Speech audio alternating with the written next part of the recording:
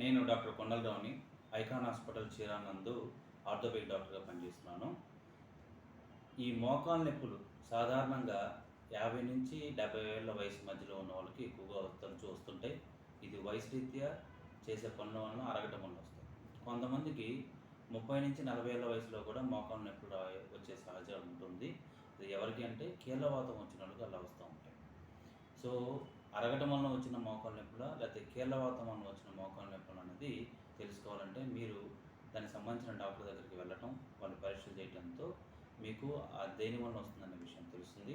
దానికి సంబంధించి మందులు కూడా వాడుకుంటే చాలా వరకు దానికి పరిష్కారం లభిస్తుంది.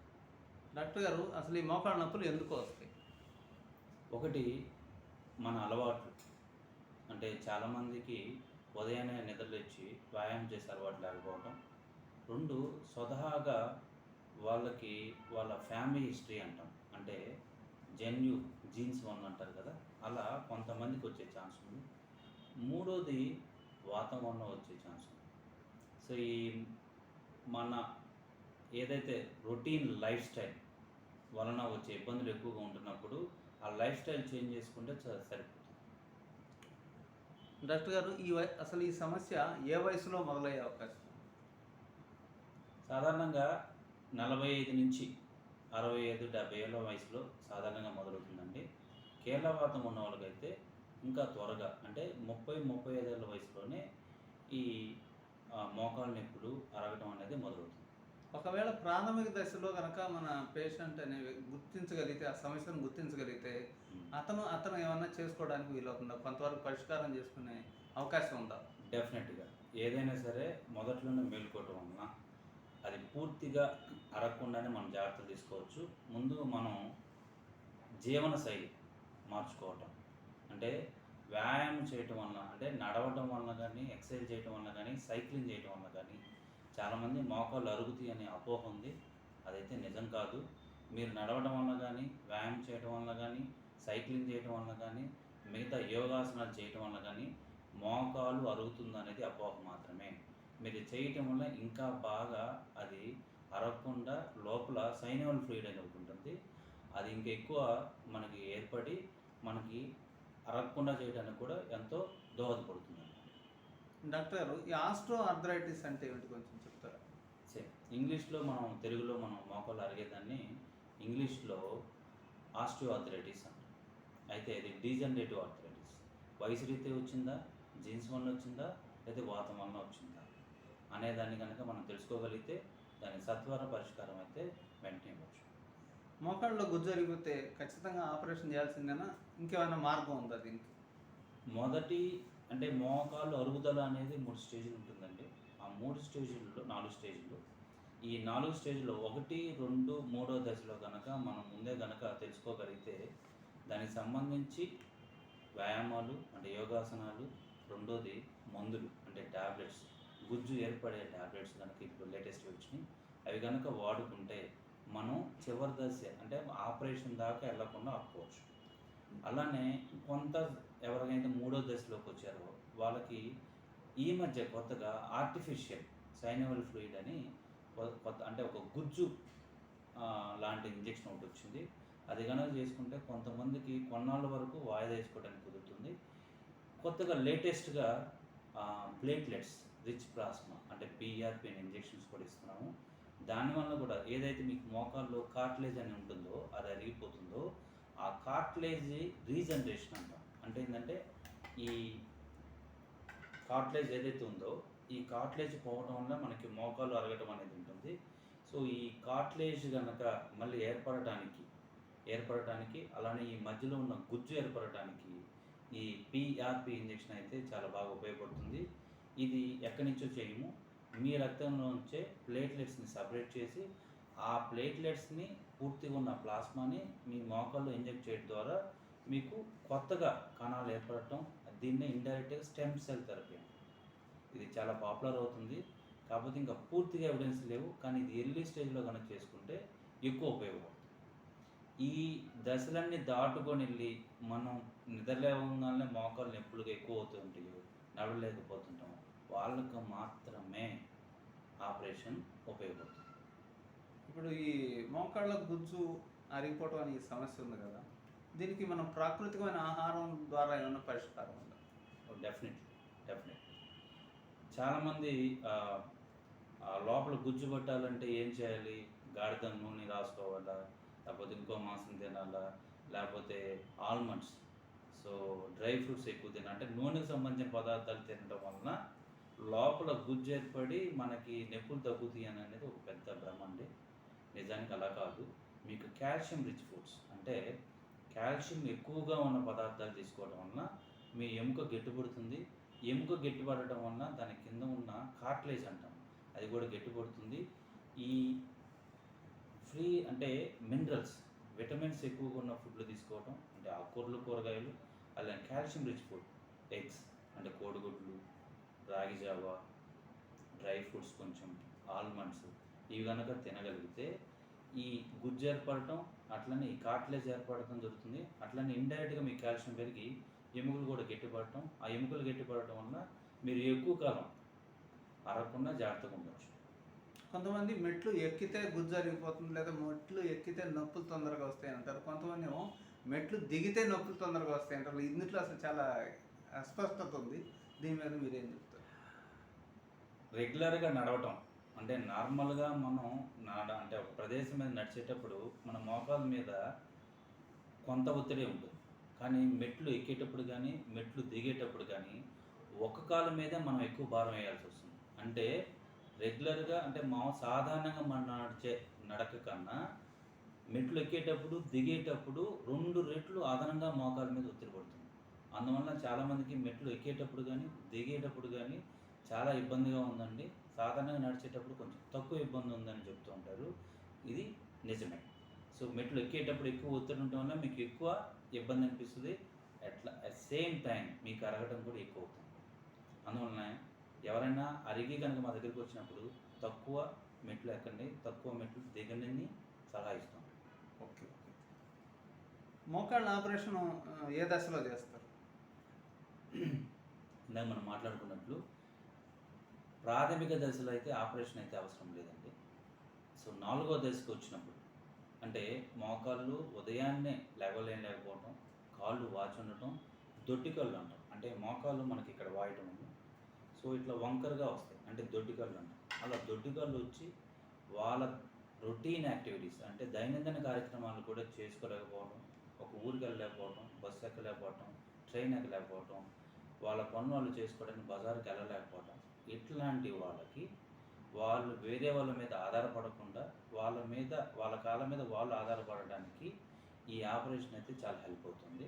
కానీ ఇది 4వ దశ వాళ్ళకు మాత్రమే మంచిది. సో 2, 3, 1వ దశలో ఉన్న వాళ్ళకైతే మిగతా రాక వాళ్ళ అంటే మందుల వల్ల కావచ్చు, యోగాసనాల వల్ల కావచ్చు, వేరే లైఫ్ స్టైల్ చేంజ్ చేసుకోవడం వల్ల కావచ్చు, ఆ దశ రాకుండా కాపాడవచ్చు. ఇప్పుడు మోకాళ్ళ Chippala శస్త్రచికిత్సలో artificial total knee replacement బెటరా, లేకపోతే ఆర్టిఫిషియల్ రీప్లేస్మెంట్ బెటరా? ఎవరికైతే వేరే వాళ్ళ మీద ఆధారపడకుండా వాళ్ళ పనులు వాళ్ళు మాత్రమే చేసుకుందాం అని అనుకున్న వాళ్ళకి ఈ మోకాళ్ళ ఆపరేషన్ అయితే మాత్రం చాలా మంచి ఆపరేషన్ అండి. దీనిలో హైయెస్ట్ సక్సెస్ రేట్ ఉంది. అంటే మనం ఇవాళ ఉదయం కనుక ఆపరేషన్ చేయించుకోగలిగితే, మోకాలు చెప్పులు కనుక మార్చుకుంటే ఇవాళ సాయంత్రం నుంచి నడవచ్చు, 4వ రోజు నడిచి ఇంటికి కూడా వెళ్ళవచ్చు. ఈ మోకాలు రిప్లేస్మెంట్ యొక్క అడ్వాంటేజ్ ఏంటి, ఎందుకు చేయించుకోవాలి? వంగిన కాళ్ళు సరి చేసుకోవడానికి, ఉదయాన్నే వచ్చిన నొప్పులు మళ్ళీ రాకుండా చేసుకోవడానికి, మనం వేరే వాళ్ళ మీద ఆధారపడకుండా మన పనులు మనం చేసుకోవడానికి. అయితే ఇందుట్లో 2-3 రకాల మోకాలు చెప్పులు అంటాం తెలుగులో, ఇంగ్లీష్లో అయితే రీప్లేస్మెంట్ స్పాట్స్. ఇవి 2-3 రకాలు ఉన్నాయి. ఒకటి రెగ్యులర్గా ఉన్నది టైటానియం, రెండోది వచ్చేపడి గోల్డ్. అంటే ఈ మోకాళ్ళ ఆపరేషన్లో మనం ఏం చేస్తామంటే ఈ పైన ఉన్న ఎముకలో కింద ఉన్న కొంత భాగాన్ని వివిధ దశల్లో కొద్దిగా తీసి దానికి ఇట్లాంటి గోల్డ్ ప్లేటెడ్ అయితే నార్మల్ రావచ్చు, లేదంటే గోల్డ్ ప్లేటెడ్, కానీ ఈ చెప్పుని ఎలా తొడుగుతాం అలానే కింద ఉన్న ఎముక కూడా సేమ్ ఇట్లానే చేయగలుగుతాం. అయితే మనకు రెగ్యులర్గా 2 మోకాళ్ళు కనుక రెండు మోకాళ్ళు కనుక ఒకదానికొకటి ఉన్నప్పుడు ఆ ఎముక రాసుకోవటం వలన, అంటే ఎవరికైతే గుజ్జు తగ్గుతుందో వాళ్ళకి ఎముక రాసుకోవటం వలన ఆ రెండు ఎముకల వలన మనకి నొప్పి వస్తుంది. అట్లానే ఎముక రాసుకోవటం వలన నీరు చేరుతుంది. ఆ నీరు చేరడం వల్ల చాలామందికి మోకాలు వాపు వస్తుంది. ఆ స్టేజ్లో వాళ్ళు 3వ స్టేజ్ నుంచి 4వ స్టేజ్కి వెళ్ళిన కింద లెక్క. ఈ నీ రిప్లేస్మెంట్లో కనుక ఏమవుతుందంటే ఈ మోకాలు పైన ఉన్న ఎముకకి ఒక చెప్ప, కింద ఉన్న ఎముక ఇంకో చెప్ప చేర్చడం వలన ఈ రెండు కనుక ఒకదాని మీద ఒకటి జరగటం వలన ఈ రెండిటికి సెన్సరీ అంటే ఏంటంటే వీళ్ళకి సెన్సేషన్ ఏమి ఉండదు. అందువలన ఈ ఒత్తిడి మనకు తెలియదు. అదే ఎముక ఒత్తిడి అయితే మనకు తెలుస్తుంది, మనకి నొప్పి తెలుస్తుంది. దీనికి ఒత్తిడి తెలియదు కాబట్టి ఆ నొప్పి లేకుండా మనం మన జీవితాన్ని సరి చేసుకోవచ్చు. ఇప్పుడు కొంతమంది చెప్తారు ఈ బెండకాయ ముక్కల్ని ముక్కలు కోసి రాత్రిపూట నీళ్ళల్లో నానబెడితే అది పొద్దున్నే కొద్దిగా నూనెలాగా వస్తుంది, దాన్ని వాడుకుంటే మోకాళ్ళలో గుజ్జు పెరుగుతుంది అంటారు. ఇది నిజమేనా? అదే చెప్తుంది. ఇవన్నీ మూఢనమ్మకాలండి. సో గుజ్జు తింటే గుజ్జు డైరెక్ట్గా అక్కడికి ఏం వెళ్ళదు. ఆ గుజ్జు ఉన్నాయి అదే. సో కొంతమంది గాడిద చమురు అంటారు, ఎందుకంటే గాడిదకి మోకాళ్ళు గట్టిగా ఉంటాయని. అలానే కొంతమంది బెండకాయలో గుజ్జు ఎక్కువగా ఉంటుంది. ఆ గుజ్జు కూడా మనం రాసుకుంటే దానివల్ల కూడా మనకు గుజ్జు వస్తుంది అనుకుంటారు. ఇవన్నీ అపోహలు మాత్రమే. ఇవైతే శాస్త్రీయంగా అయితే ఎక్కడా నిరూపించబడలేదు. అమెరికన్ టెక్నాలజీలో లైఫ్ లాంగ్ ఉపయోగపడే చిప్పలు వచ్చినాయి అని విన్నాం. అదేంటో. సో పాత రకంతో పోలిస్తే ఇప్పుడు చాలా టెక్నాలజీ ఎలా అయితే ముందుకు దూసుకెళ్తుందో అలానే ఇప్పుడు కూడా ఈ మోకాలకు వేసే నీ రీప్లేస్మెంట్స్ పార్ట్స్ ఉన్నాయో అవి ఆ చెప్పలు కూడా ఇప్పుడు gold and titanium based and poly, highly cross linked poly అంటాము. ఇవన్నీ చాలా ఆధునిక టెక్నాలజీతో ఎక్కువ కాలం మన్నేటట్టు వచ్చింది. అంటే మీరు ఒక్కసారి కనుక మోకాలు కనుక మార్చుకుంటే దరిదాపుగా అరౌండ్ 60 ఇయర్స్లో కనుక 60 సంవత్సరాల వయసులో మీరు కనుక మోకాలు మార్పిడి చేసుకుంటే దాదాపు 30 సంవత్సరాల వరకు అవి మన్నికగా ఉంటాయి. అంటే 30 సంవత్సరాలు అంటే మీ వయసు అప్పటికి 90 సంవత్సరాల దాకా ఉంటుంది.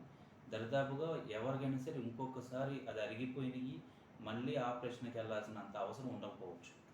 అందువలన పాత రకంలోనికి ఇప్పుడు సెకండ్ జనరేషన్ నుంచి థర్డ్ జనరేషన్ ఉంటాం.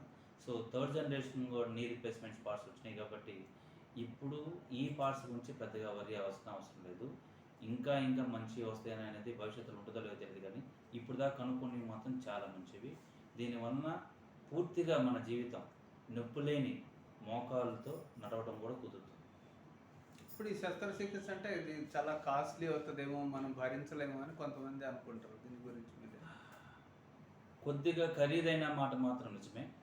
డెఫినెట్గా ఈ లోపల వేసే చెప్పులు వల్ల ఈ ఆపరేషన్ సాధారణంగా కాస్ట్లీ అయినది. ఈ ఇంపోర్టెడ్ అంటే అమెరికన్ స్టైల్ అంటాము, ఈ ఇంపోర్టెడ్ ఏదైతే నీ రీప్లేస్మెంట్ పార్ట్స్ ఉన్నాయో అవి ఇంత ముందుకు పోలిస్తే ఇప్పుడు గవర్నమెంట్ దాని మీద రేట్లు కూడా తగ్గించడం వలన ఇప్పుడు ఒక్కొక్క నీ రీప్లేస్మెంట్ అరౌండ్ 1 లక్ష రూపాయల లోపే వచ్చిందండి. అందులో ఒక 60,000 దాకా మీకు రీప్లేస్మెంట్స్ పార్ట్స్ అవుతుంది. ఆపరేషన్ చాలా కాస్ట్లీ తక్కువ. అయితే ఇది మీరు ఏ ఊర్లో చేయించుకున్నారు, ఎక్కడ చేయించుకున్నారు, ఏ హాస్పిటల్లో చేయించుకున్నారు అని మీద ఆధారపడి ఉంటుంది. నేను అంత లోతు అయితే వెళ్ళదలుచుకున్నాను. ఇప్పుడు చిప్పలను మార్చిన తర్వాత ఇది ఆపరేషన్ తర్వాత నడుస్తామో నడవలేమో ఏమైద్దో అని చాలామంది ఆందోళనకు గురవుతారు. ఎందుకంటే వాళ్ళు దాని గురించి అదే ఫస్ట్ టైం మీ దగ్గరికి వస్తారు, వాళ్ళకి ఏమి తెలియదు, చాలా ఆందోళన పడతారు. దాని గురించి మీరేం చెప్తారు? ఇది చాలా మంచి క్వశ్చన్. చాలామందికి ఏంటంటే మోకాలు ఆపరేషన్ చేసుకున్న వెంటనే ఇంకా నేను నడవలేనేమో, నా జీవితం అంతా ఇంతేనేమో, దీనికన్నా కుంటుకుంటూ ఉంటేనే బెటర్ ఏమన్నా చిన్న ఆలోచన అయితే ఉంటుంది. కానీ ఇట్లాంటి ఆలోచనలు మూఢనమ్మకాలు పోవాలంటే ఎవరు ఎంత తొందరగా మేలుకుంటారో, మనకి పూర్తిగా మోకాలు అరిగిపోయిన తర్వాత వచ్చి ఆపరేషన్ చేయాల్సి వచ్చినప్పుడు నొప్పి మాత్రమే తగ్గుతుంది, కానీ దానికి సంబంధించిన వెనక కండరాలు సపోర్ట్ చేయకపోవడం వలన వాళ్ళు ఎక్కువ నడవలేకపోతారు. అందువలన ఎవరైతే ముందే కొద్దిగా ఎర్లీ స్టేజ్లో 3rd స్టేజ్ నుంచి 4th స్టేజ్లోకి ఎంటర్ అవ్వగానే ఎవరైతే వస్తారో వాళ్ళకి మిగతా కండరాల సపోర్టు, నరాల సపోర్ట్ కూడా బాగుంటుంది. కాబట్టి సో నడవగలుగుతూ మోకాలు నొప్పి బాగా ఉండి వంకరగా ఉన్న వాళ్ళకి ఈ ఆపరేషను 100కి 100% సక్సెస్ ఇస్తుంది. వాళ్ళు వెంటనే చేసిన వెంటనే నడవగలుగుతారు. ఎవరైతే బెడ్ మీద ఉంటారో, మంచం మీద ఉంటారో వాళ్ళకి ఈ ఆపరేషన్ పెద్దగా ఉపయోగపడదు. సో ఎవరైతే చేయించుకోదలుచుకున్నారో వాళ్ళు వాళ్ళ మీద ఆధారపడి ఎవరి మీద ఆధారపడకుండా ఉందాం అనుకుంటారు, వాళ్ళు ఎంతో తొందరగా మేలుకొని తొందరగా చేయించుకుంటే వాళ్ళ లైఫ్ స్టైల్ అంత హ్యాపీగా ఉంటుంది. ఇప్పుడు ఈ ప్రాథమిక దశలో నాకు ఈ నొప్పులు వస్తున్నాయని ఒక వ్యక్తి గుర్తించడం ఎలా? ఉదయాన్నే మోకాళ్ళు పట్టుకుపోవటం, మోకాళ్ళు వాచి ఉండటం, నడవలేకపోవటం, కొంత దూరం వెళ్ళేప్పటికీ ఇక మన వల్ల కాదని ఆ కాళ్ళు నుంచి పైదాకా వాసి ఉండటం వల్ల నడవలేకపోవటం, ఇట్లాంటి ఉన్న వాళ్ళు మాత్రమే తెలుస్తుంది. అయితే ఇది ఏ రకమైన మోకాలు నొప్పులు అనేది మాత్రం డెఫినెట్గా డాక్టర్ని అడిగి చూపించుకోవాల్సి వస్తుంది. రీప్లేస్మెంట్ తర్వాత పేషెంట్ ఎన్ని రోజుల్లో నడిచే అవకాశం? వెంటనే, మిగతా చోట్ల అయితే నేను చెప్పలేను, కానీ ఈ హాస్పిటల్ నందు, చీరాల ఐకాన్ హాస్పిటల్ నందు అయితే ఉదయం కనుక ఆపరేషన్ చేయగలిగితే సాయంత్రమే నడిపించగలుగుతాం. 24 గంటల్లో వాళ్ళు వేరే వాళ్ళ మీద ఆధారపడకుండా వాళ్ళంతటికి వాళ్ళే నడిచేటట్టు ద రీసెంట్ టెక్నాలజీ సబ్వాస్టస్ అప్రోచ్ అంటాం. ఇది కొన్ని సెంటర్లో మాత్రమే చేస్తారు దేశంలో, ఈ సెంటర్ మాత్రం దానికి స్పెషాలిటీ.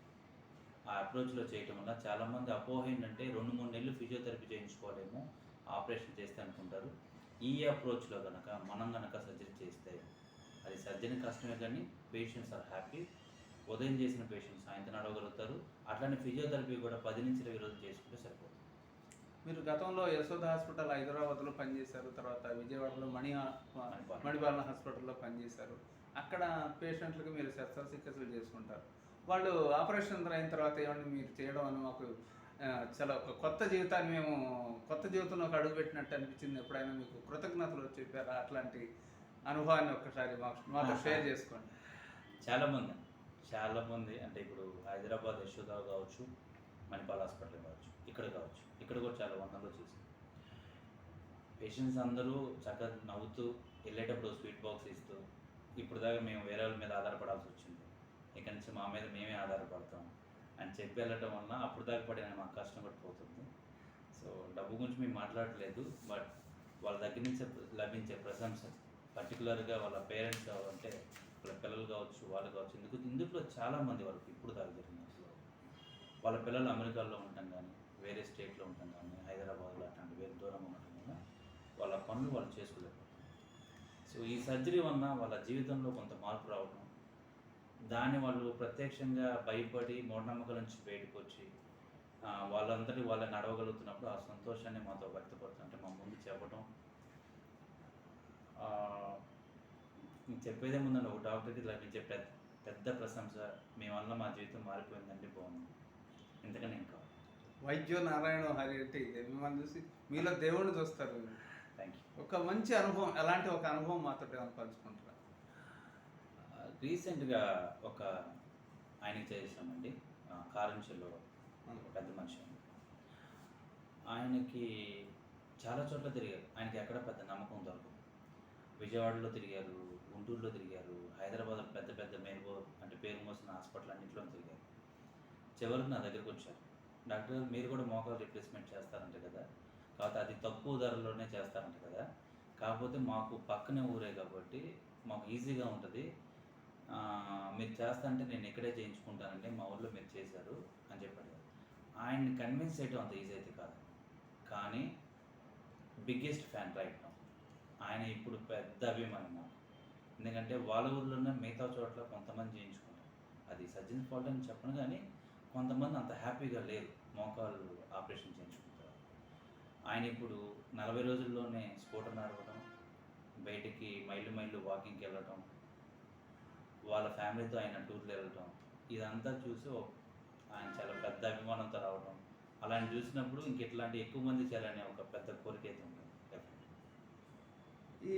ఈ క్రీడాకారులకి కూడా ఈ మోకాళ్ళ సమస్యలు వస్తాయి కదా, అవును, పర్టికులర్గా ఈ ఫుట్బాల్ ఆడేవాళ్ళకి, క్రికెట్ ఆడేవాళ్ళకి, పిల్లలకి పరిగెత్తడం స్టాప్ అవడం వల్ల మోకాళ్ళలో మనకి లెగమెంట్స్ కొన్ని ఉంటాయి. ఈ లెగమెంట్స్ ఏం చేస్తాయి అంటే, మనం ఇట్లా సడన్ బ్రేక్ వేసి కూర్చున్నప్పుడు ఇక్కడ ఉన్న తీగలు అంటాం, అంటే తెలుగులో తీగలు అంటాం, ఇంగ్లీష్లో లెగమెంట్స్ అంటాం. ఈ లెగమెంట్స్ కట్ అవ్వడం వలన స్టెబిలిటీ మిస్ అవుతుంది.